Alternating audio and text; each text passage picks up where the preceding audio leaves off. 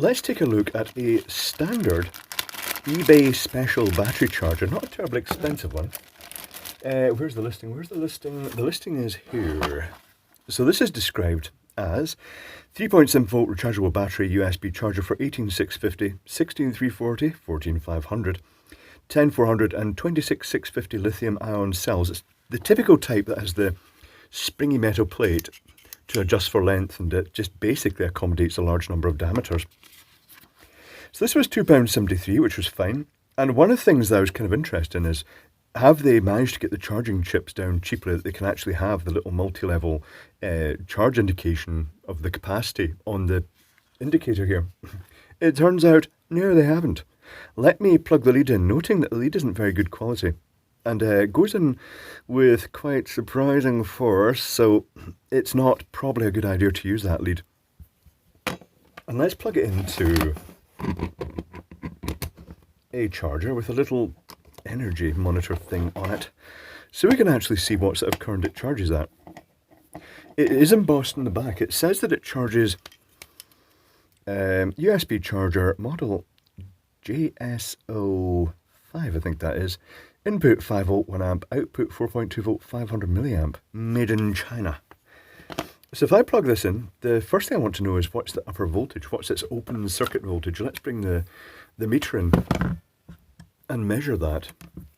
So just going between here and here, 4.2 volts. 4.2 volts, is spot on. That's very good. That's reassuring.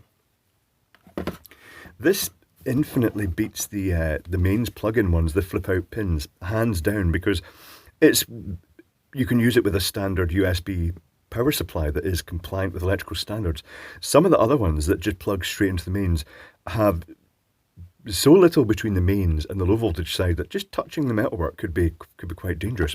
So let's stick a battery in it. Let's get a typical 18650 cheapo battery. Seems ideal to use a cheapo battery in here.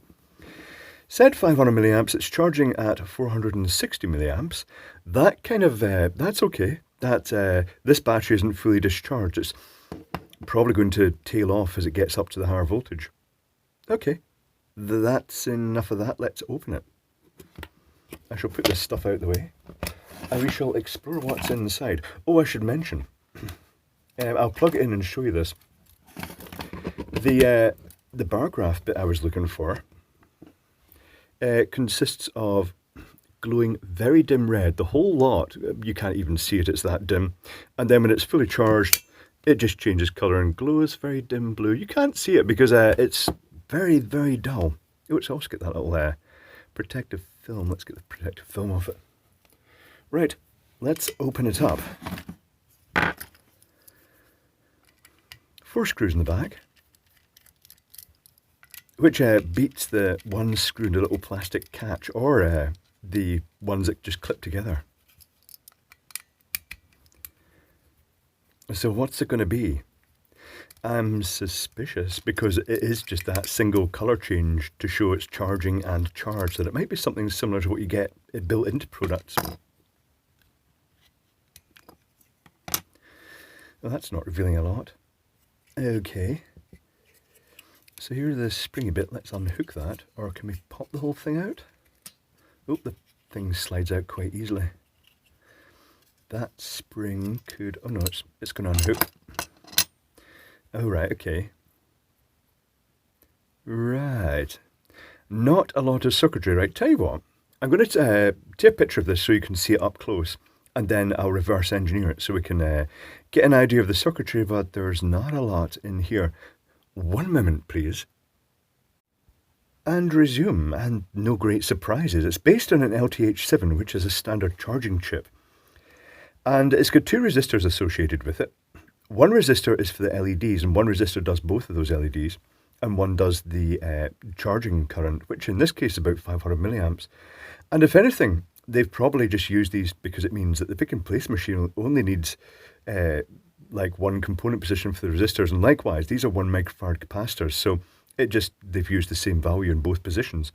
But it means that the LEDs are really dim, and certainly when I was actually looking at this, this was very hard to see except in a dark room. That could be improved just by changing that resistor.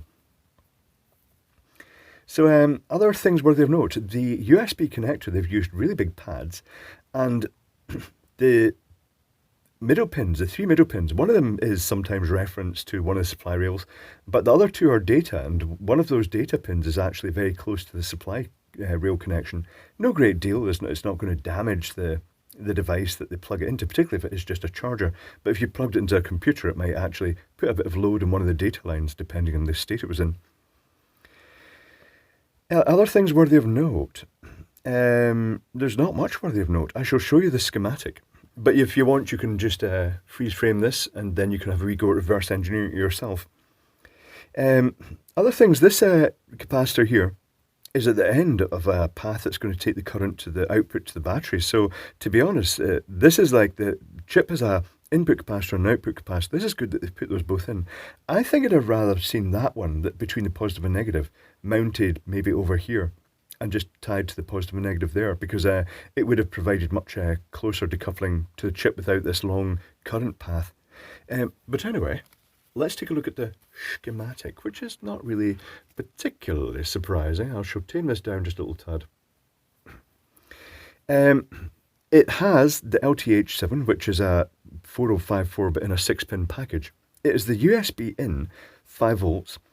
There's the decoupling capacitor across that, the one I was talking about there. There's the resistor, which is doing double duty for these two LEDs. There's the resistor that sets the charge current, an output decoupling capacitor, and then the battery itself that's being charged, the lithium cell. The way it changes between the two LEDs is very, very simple. The blue LED has a forward voltage of 3 volts, and the red LED has a forward voltage of 2 volts. So if you put them in parallel, only the red LED would light, because it would effectively clamp the voltage across it down to about 2 volts, because it's current limited by this resistor. So what actually happens is that while it's charging, this line on the LTH7 pulls low, and that means it effectively puts the red LED in parallel with the blue, shunts the voltage down to the level of the red LED, which means that it lights, but the blue can't light.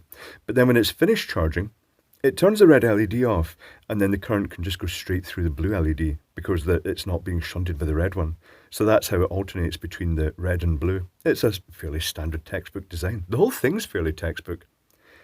But there we go. Not much to it, but I mean, it does the job. You could, technically speaking, nudge the charge current up. You could change that to 1K, but I'm not sure how it would be for thermal dissipation in the chip. It will have temperature sensing built in to detect when it is getting too warm. I suppose in a way, I wonder what pin gets the hottest. They could maybe have put it onto a fairly large sort of pad for a heatsink. Doesn't matter, it does the job. 500 milliamps is fine. That's a good current to charge most lithium cells with anyway, particularly if you put a small one in. To increase the brightness of the LEDs, changing this resistor from 2.2K to 220 ohms even, but that would go up to about, say, between 5 and 10 milliamps, these LEDs, would make them much brighter. Even something 470 ohms would make a big difference. But other than that, it's fairly textbook. It is just a very simple little charger, and actually, in relative terms, it's a worthy addition if you use a lot of chargers. It's a useful, portable, single-cell charger that can accommodate that wide range of sizes. So actually, it's pretty good.